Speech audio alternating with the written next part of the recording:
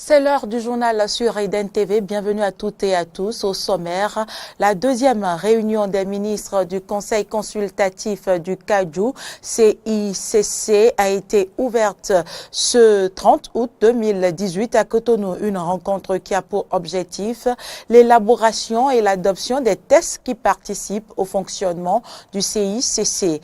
Marche de soutien des 10 conseillers frondeurs de l'OCOSA aux actions du gouvernement, aux actions du président Patrice Athanase Guillaume Talon, une initiative qui n'a pas reçu l'assentiment du préfet du Mono. Ce dernier a refusé de recevoir la motion à transmettre au chef de l'État. Et puis en l'Afrique, le Nigeria et le Kenya accueillent le Premier ministre britannique Theresa May pour sa première tournée sur le continent africain.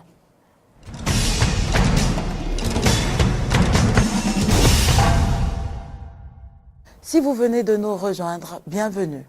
Ouverture ce jeudi 30 août 2018 des activités de la deuxième réunion des ministres du Conseil consultatif du Kadiou par le ministre d'État Abdoulaye Biotchane. Cette rencontre a eu lieu dans un hôtel de la place en présence des ministres béninois du commerce et de l'agriculture et ceux des pays membres du CICC et des partenaires techniques et financiers.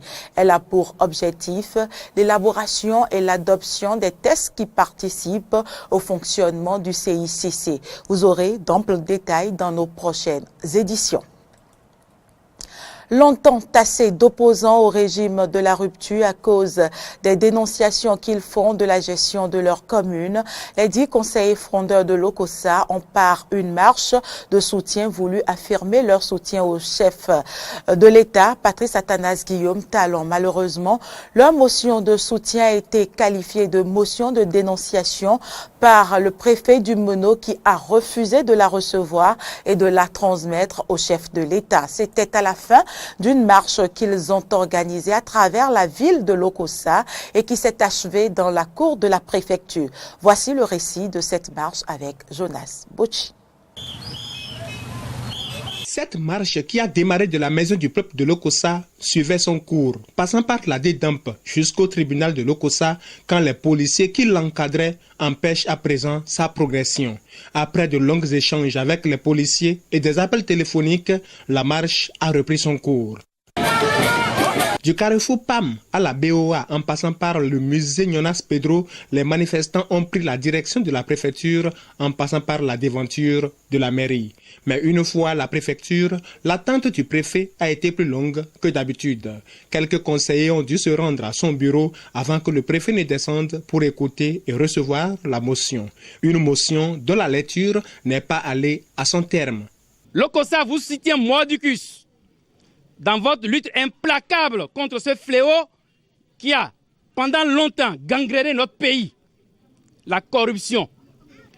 Que la mairie de l'OCOSA ne soit pas surtout épargnée de cette lutte, car il existe des actes perpétrés et attentatoires à vos efforts louables de lutte contre la corruption. Ce n'est un secret pour personne aujourd'hui que des millions ont été frauduleusement sortis de la caisse de la mairie. À cette partie de la motion qui fait allusion à des supposées malversations au temps de Dakpe Soso à la mairie de l'OCOSA, le préfet a interrompu le porte-parole des manifestants. Vous m'aviez dit que vous êtes là pour soutenir les actions du chef de l'État. Et je suis entièrement d'accord et nous sommes en phase. Et maintenant, vous vous mettez à faire des dénonciations. Je ne suis pas d'accord. Je ne suis pas d'accord. C'est à vous de choisir. Je ne suis pas là pour prendre une motion de dénonciation, non.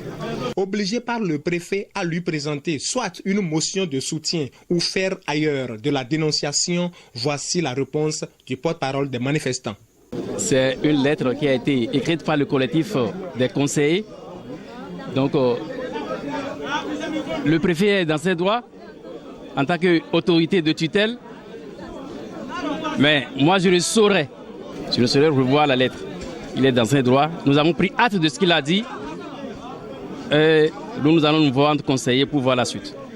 On ne peut pas dire qu'on est en train de soutenir le président de la République et qui est dans une logique de lutte contre la corruption et on ne peut pas déclarer ou bien on ne peut pas parler de la corruption. Maintenant, le préfet, c'est notre autorité. C'est le président de la République du Mono.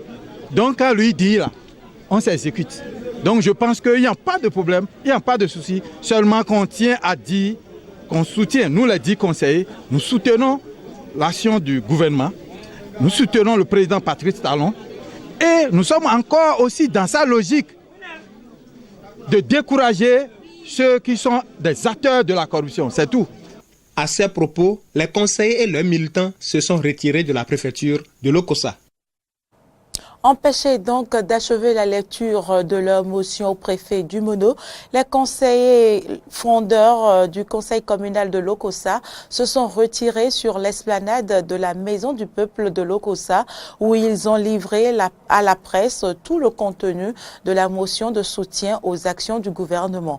Voici un extrait de la dite motion lu par le premier adjoint au maire de Lokossa, Valère Dogué. Excellence, Monsieur le Président, n'ayez crainte, ayez l'assurance que vos nombreuses, diverses et nobles réformes sont partagées par ici à Lokossa, la ville de l'Espérance. Nous ne serons passés sous silence le projet asphaltage dont bénéficie aussi la commune de Lokossa. La réalisation de ce projet offre 26 km de voies bitumées et pavées ajoutées à des travaux d'assainissement et d'embellissement urbain et moderne. Ce projet offrira, j'en suis convaincu, un nouveau visage aussi attrayant à la cité des Côtes-à-Fond. Lokossa vous soutient dans votre lutte implacable contre la corruption. Que la mairie de Lokossa ne soit pas surtout épargnée de cette lutte, car il existe des actes perpétrés et attentatoires à vos efforts louables de lutte contre la corruption. Malheureusement, les auteurs de ces actes ne se sentent nullement inquiétés parce que se réclamant du régime ou du nouveau départ, que disent de votre régime? La situation va de mal en pire à la mairie de Lokossa. Une situation qui perdure et qui malheureusement contraste avec la vision du chef de l'État en qui nous découvrons le courage à métamorphoser les pratiques désormais désuètes, puisque c'est le nouveau départ, des pratiques très peu orthodoxes, puisque c'est la rupture, que le gouvernement prenne au sérieux nos déclarations faites sur la base des preuves irréfutables que nous détenons. Aussi, nous demandons au chef de l'État de se saisir du rapport de la commission de l'inspection générale des finances afin de situer les responsabilités. Conseil des ministres, on en parle encore. Il s'est tenu ce 29 août sous la présidence effective du chef de l'État, Patrice Athanase Guillaume Talon. Plusieurs grandes décisions sont à retenir et je vous invite à suivre à présent un extrait du point de presse suite au Conseil des ministres présenté par le ministre du Tourisme, de la Culture et des Sports, Oswald Omeki.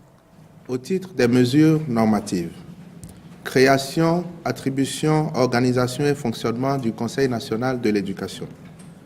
Le projet de test soumis par le comité d'installation du Conseil national de l'éducation CNE a fait l'objet d'un séminaire gouvernemental au cours duquel les options stratégiques ont été validées. À l'occasion, des recommandations ont été faites pour le réajustement de certaines dispositions, notamment le profil des membres, le mandat, les modalités de désignation, les compétences thématiques et les incompatibilités. La version consolidée de ce document a été validée lors d'un atelier le mercredi 22 août 2018. Fixation des prix des produits pétroliers pour le mois de septembre 2018. En application du mécanisme d'ajustement, les prix au titre du mois de septembre se présentent comme suit. Essence, 575 francs CFA le litre. Pétrole, 590 francs CFA le litre. Gasoil, 580 francs CFA le litre. Mélange, 655 francs CFA le litre. Et gaz domestique, 570 francs CFA le kilogramme. Au titre des mesures individuelles, les nominations ci-après ont été prononcées. Pour le compte de la présidence de la République, sur proposition du conseil d'administration de l'Agence de promotion des investissements et des exportations, directeur général, M. Laurent Gangwes. Au ministère de la Justice et de la Législation, après avis favorable du Conseil supérieur de la magistrature, Procureur général près la Cour d'appel de Cotonou, M. Pierre Dassundo Ahifon. Procureur de la République près le tribunal de première instance de deuxième classe d'Aplahui, M. Fidèle Aéjo Iko Afé. Au ministère de l'Industrie et du Commerce, sur proposition du ministre, directeur de cabinet, M. Phileas Martial Yvon Batinvo, directeur adjoint de cabinet, M. Wessou Alphonse Capo, secrétaire général du ministère, M. Hamzat Salami, conseiller technique juridique, M. Djoulé Sabiboum, conseiller technique à la propriété industrielle et à la normalisation, M. Jean Zoumenou, conseiller technique à l'intégration et au suivi des accords commerciaux et industriels, M. Servi Rodolphe Adjaïbe, directeur général du commerce, M. Jean-Bernard Favi, directeur de la concurrence, Mme Denise Degbeji, directrice du commerce extérieur, Mme Aïssena Abriel Voglosi, directeur de la promotion industrielle, M. Mondjanachi Antoine Zinsou. Le nouveau procureur de la République près le tribunal de première instance de première classe de Cotonou a été officiellement installé dans la matinée de ce mercredi 29 août à la salle G du dit tribunal. C'était en présence de différents acteurs judiciaires, personnalités, amis et parents. Reportage. Et l'homme Pierre Cécile Mario Metonou, officiellement en charge de nouvelles prérogatives. Devenu ainsi nouveau procureur de la République près du tribunal de première instance de Cotonou, il a été installé à la faveur d'une audience solennelle au cours de laquelle le parcours académique et professionnel du récipiendaire a été présenté. Diplômé de l'École nationale d'administration en qualité d'inspecteur du travail et de la sécurité sociale en 2001, il obtint une maîtrise en droit des affaires et carrière judiciaire l'année qui a suivi. Après son intégration, le 14 septembre 2010, dans le corps de la magistrature béninoise, il a été nommé la même année au tribunal de première instance de Cotonou en qualité de juge d'instruction du 7e cabinet d'instruction, poste qu'il a occupé jusqu'en octobre 2016, où il a quitté pour celui de premier substitut du procureur de la République près le même tribunal. L'orientation des différents dossiers judiciaires, la gestion des officiers de police judiciaire sont entre autres les tâches qui incombent désormais au nouveau procureur Metonou. Et pour la réussite de ses missions, le président du tribunal de première instance de Cotonou lui a rappelé les valeurs inhérentes à l'exercice de ses fonctions. Je voudrais vous inviter aussi à considérer tout le monde. À considérer tout le monde, à valoriser le travail de vos collaborateurs. Même quand c'est mal fait, il faut trouver des formules pour le leur reprocher afin qu'ils se sentent aimés, considérés par le chef. C'est un gage pour la réussite. Et maintenant, pour les consommateurs de nos services, il faut être regardant et il faut être disponible pour eux. Donc, nous ne pouvons pas être en situation de monopole et encore marchander nos services à nos usagers. Cette cérémonie a connu la présence de plusieurs autorités à divers niveaux, des acteurs du secteur de la justice, des parents et amis, et s'est achevée par les civilités d'usage. À l'issue de cette cérémonie d'installation, le procureur de la République, près le tribunal de première instance de Cotonou, Mario Metonou, a, au cours d'un point de presse, décliné ses futures actions aux hommes des médias. En voici un extrait. Nous prenons l'engagement sans faille de contribuer à la mise en œuvre de la politique pénale du gouvernement en renforçant les acquis. Le renforcement des acquis passe essentiellement en matière pénale par la mise en place d'un triptyque: célérité, efficacité, transparence. La célérité consiste à traiter les procédures dans des délais raisonnables. Et avec la contribution du parquet, ces procédures ne feront plus l'objet de plusieurs renvois. L'efficacité dans le traitement des procédures suppose un encadrement effectif des officiers de police judiciaire dans la gestion des enquêtes. Quant au défi de la transparence, il sera relevé à travers la mise en place d'un système d'échange d'informations que nous voulons efficace. À cet effet, la reddition des comptes sur les dossiers sensibles sera systématisée. Notre action à la tête du parquet ne consistera pas seulement à sauver les acquis, mais également à aller plus loin, notamment dans la lutte contre l'impunité et les lenteurs procédurales. En tout état de cause, la lutte contre l'impunité sera implacable, à la hauteur de la détermination du gouvernement à vaincre ce fléau dans notre société. Il faudra, dans une marche irréversible, abattre toutes les frontières de l'impunité pour enfin apporter aux Béninois la preuve qu'ils vivent dans un véritable état de droit, entendu comme l'état dans lequel tous les citoyens sont soumis à la règle de droit. Une installation à une autre, le nouveau chef d'arrondissement de Godomè est installé dans ses fonctions par le maire de la commune d'Abomey-Calavi, Georges Bada. Léon Christian Kpobli, élu le 23 juillet dernier en remplacement de l'ancien chef d'arrondissement Germain Kadjadodo. Aussitôt installé, le nouveau CA a pris des engagements pour la réussite de sa mission. Le point, c'est avec Laurent Tonéiques et Damien Pedro. Officiellement, votre nouveau chef d'arrondissement en la personne de M. Léon Kpobli.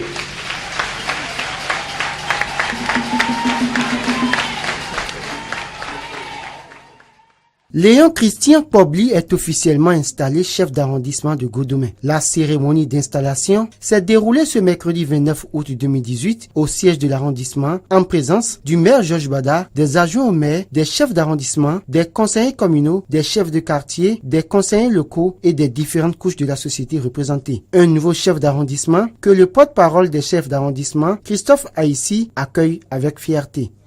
On va l'accueillir avec fierté et l'accompagner pour qu'il puisse réussir la mission républicaine qui est la sienne.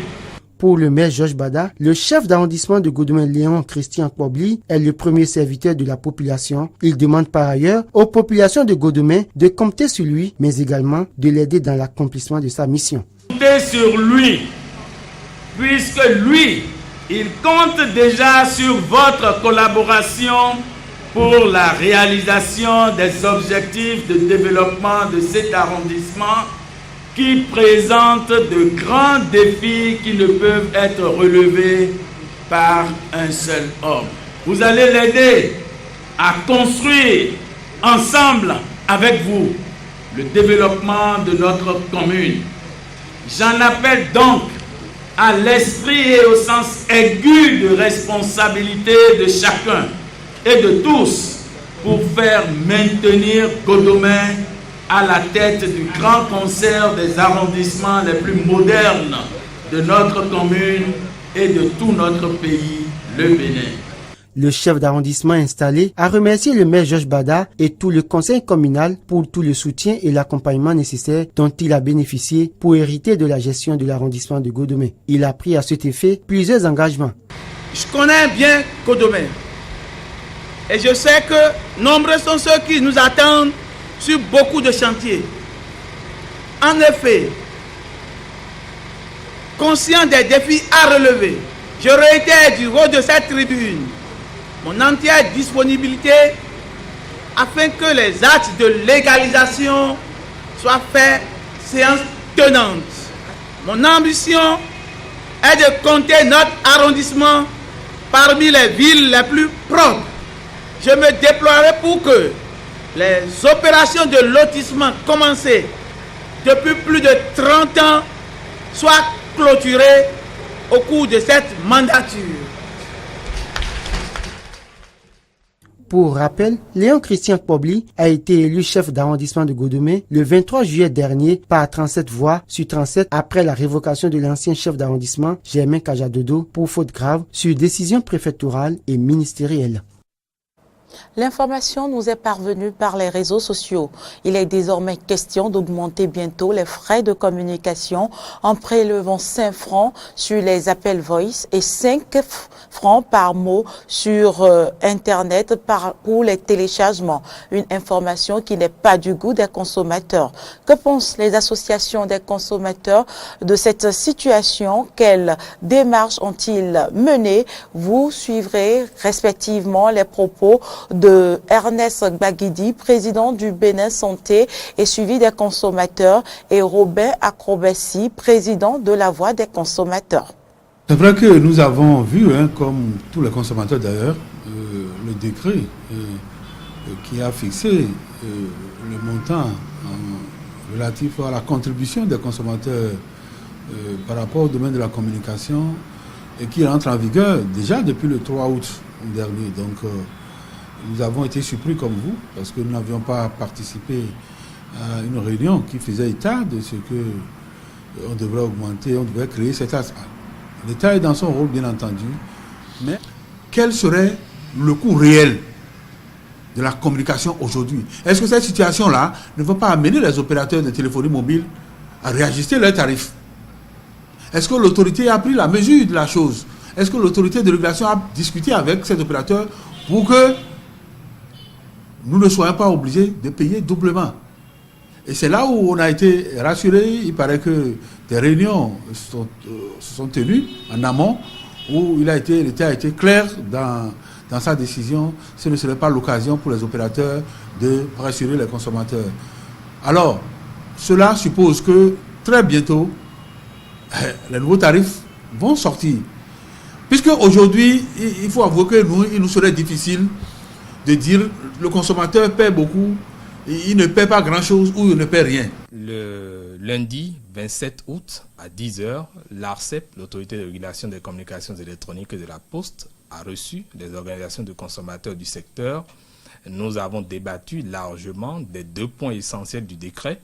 Le premier point, c'était les 5% qui sont imposés désormais à tous les services SMS, voix ou appel, et puis la data Internet.